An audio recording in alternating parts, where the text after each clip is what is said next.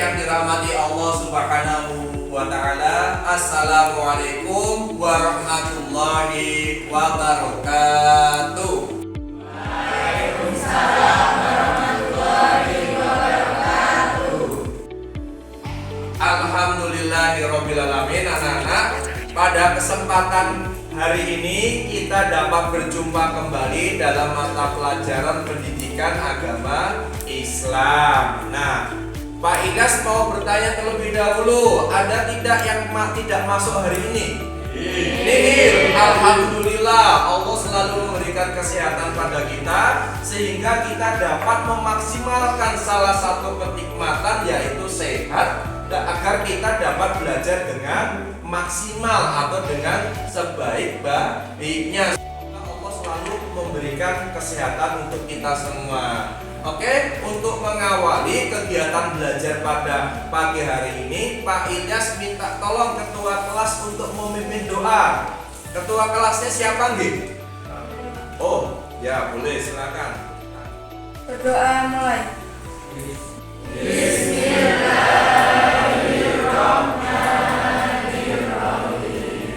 Doa selesai.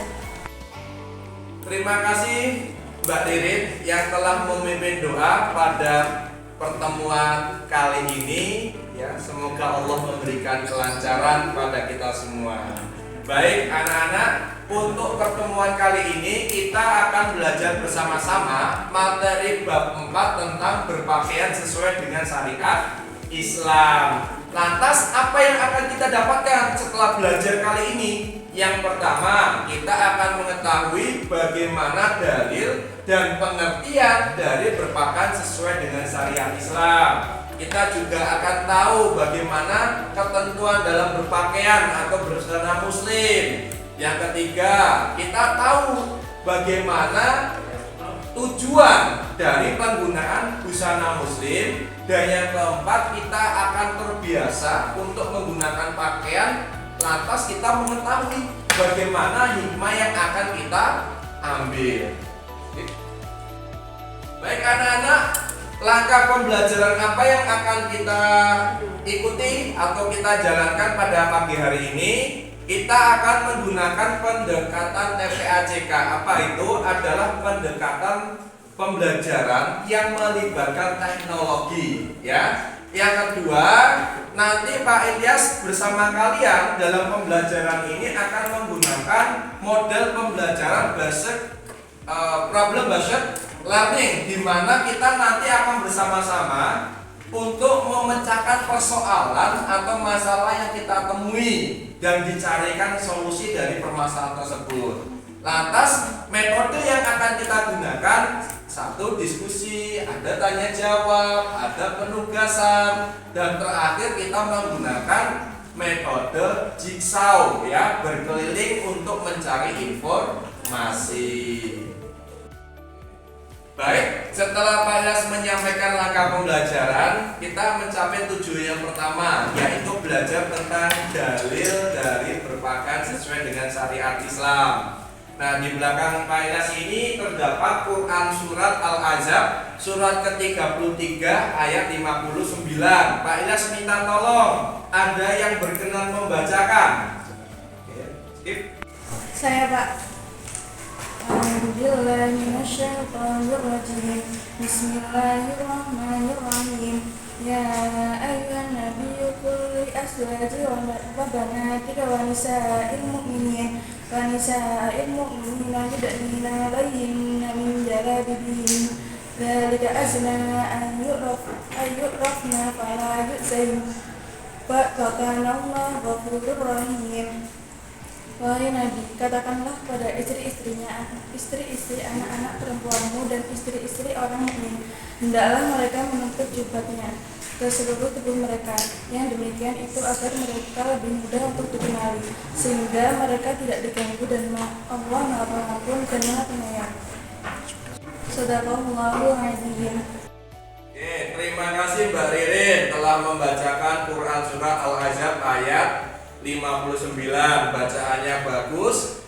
Syukur-syukur besok ke depan juga memahami artinya, mengetahui maknanya, dan mengaplikasikan dalam kehidupan sehari-hari. Ya, anak-anak, kita lanjutkan kembali. Pak Ilyas tayangkan di belakangnya Pak Ilyas ada sebuah gambar. Mungkin ada yang ingin berkomentar. Gambar apakah ini? Oke, silakan. Oke, silakan, Mbak. Pak, gambar bapak-bapak, gambar ibu-ibu dan pelajar yang menggunakan busana muslim dan muslimah. Terima kasih Mbak Aulia. Menarik apa yang telah disampaikan Mbak Aulia, Mas Mbak ya. Yang pertama menurut Mbak Aulia, gambarnya itu tentang bapak-bapak, ada ibu-ibu, ada pelajar yang menggunakan pakaian busana muslim, muslimah. Nah, tentunya semua gambar ini menutup aurat, itu ya. Yuk. Nah, di sini Mbak, Mas, ketika kita belajar tentang menggunakan busana muslim, ternyata apa? Busana muslim-muslimah itu tidak hanya digunakan saat acara resmi atau formal. Anak-anak, setelah ini Pak Ilyas akan memberikan penugasan kepada kalian berdiskusi dengan menggunakan metode jigsaw, yang mana setiap kelompok nanti secara bergantian bertukar informasi mengenai materi tertentu pada kelompoknya dan berbagi ke kelompok lain. Setelah selesai, nanti kembali ke kelompok semula. Oke? Untuk yang pertama itu kelompok yang membahas tentang topik dalil dan pengertian. Kelompok yang kedua itu tentang tata cara menggunakan pakaian. Kelompok yang ketiga tentang tujuan dari penggunaan pakaian busana muslim, dan yang keempat adalah kelompok yang membahas tentang hikmah dari busana muslimah. Nanti setiap kelompok ini silakan kalian berpindah dalam kelompok kecil, kelompok yang lain untuk saling bertukar informasi. Bisa dimengerti? Bisa. Oke, silakan.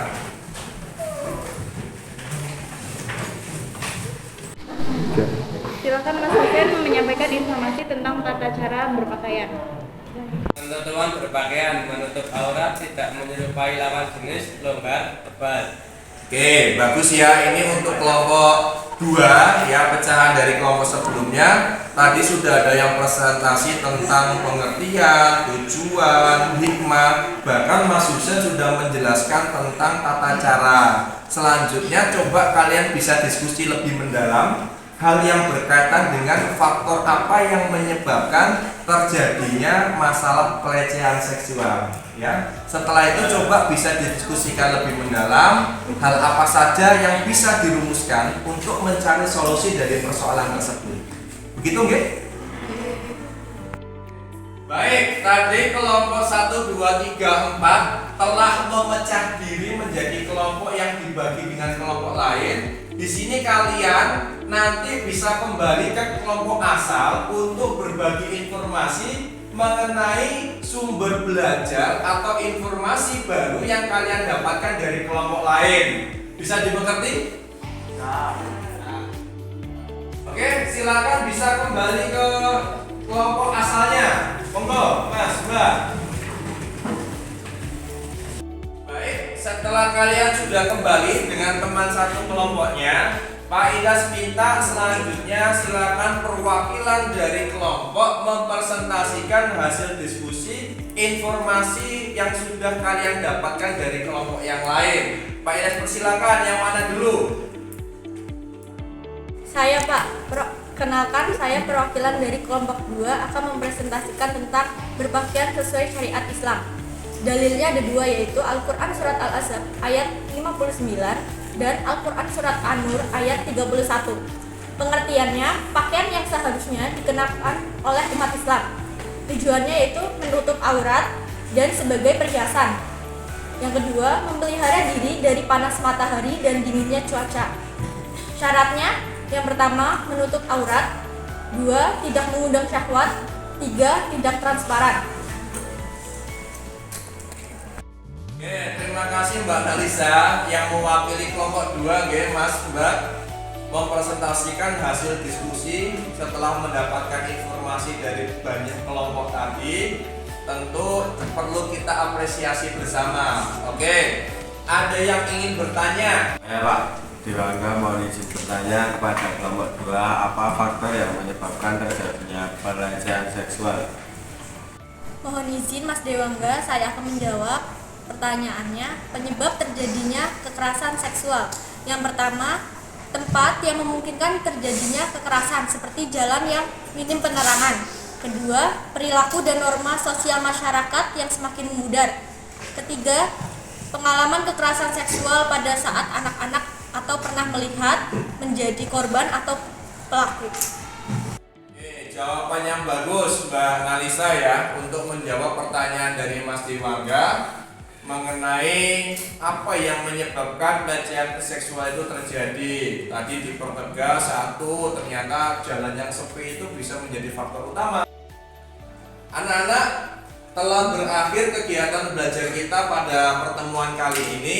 Sebelum kita tutup, Pak Ilyas minta tolong kepada kalian semua, adakah yang berkenan membantu Pak Ilyas untuk menyimpulkan materi apa yang telah kita pelajari pada pertemuan kali ini? Silakan, siapa? Oke. Saya Pak Gadis Nafisya. Busana muslimah bukan sekedar simbol, melainkan dengan mengenakannya berarti seseorang perempuan telah memproklamirkan kepada makhluk Allah Subhanahu wa taala akan keyakinan pandangannya terhadap dunia dan jalan hidup yang dia tempuh. Oke. Kesimpulan yang bagus Mbak Gadis Novisia ya. Jadi menurut Mbak Gadis ini, pakaian itu tidak hanya sebatas menjadi simbol bagi seorang muslim, tetapi ini adalah tanda dari bagaimana orang tersebut dapat memaknai arti penting menggunakan busana muslim dan muslimah. Itu ya anak-anak sekalian, apa yang kita pelajari hari ini insya Allah akan mendatangkan banyak manfaat. Next time kita akan belajar lebih dalam untuk pertemuan selanjutnya masih dengan tema yang sama.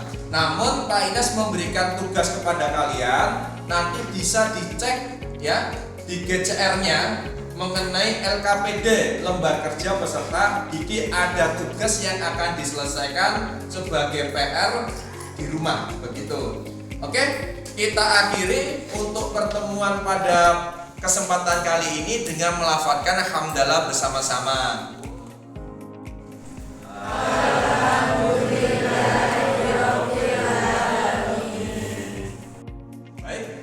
Sekian untuk pertemuan kali ini. Wassalamualaikum warahmatullahi wabarakatuh.